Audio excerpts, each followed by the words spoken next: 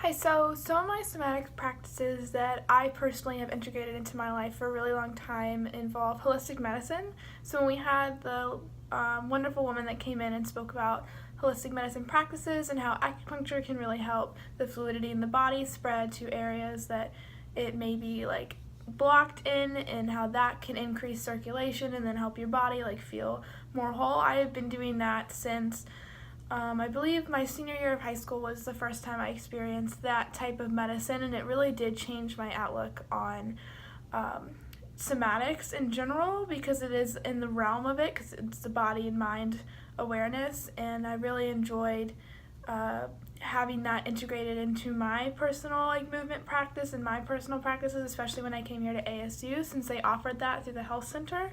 So I've utilized that every now and then, but because sometimes it's a money issue, I haven't used it as frequently as I would like to. I do think that that's something that ASU should try and implement into their curriculum somehow. Like, we pay all these fees for classes, but how great would it be if we all paid like a $150 fee that was included in our tuition, and that can go towards us having a certain amount of visits at the health center each semester or year, because then that I feel like would help bring even more awareness to the importance of holistic medicine and the natural remedies of like curing sickness and injury in your body.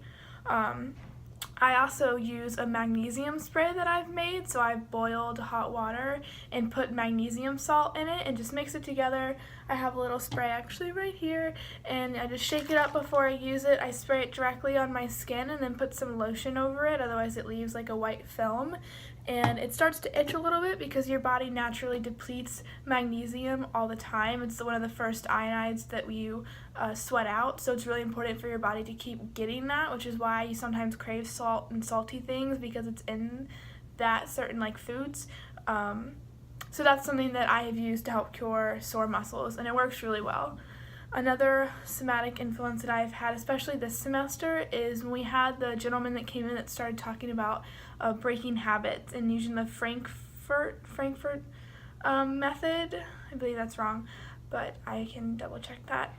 That has been super interesting and very challenging to a normal dancer's thought, and I know I talked to him after class many times, but I just hope he doesn't think that I was being negative in any way, because that is not the presence that I want to bring in a classroom. But it is interesting having people come in and challenge your thoughts like that, and I definitely think that it makes us grow, and that's something that I have worked on internally and then bringing it externally, So that was also been super cool to see.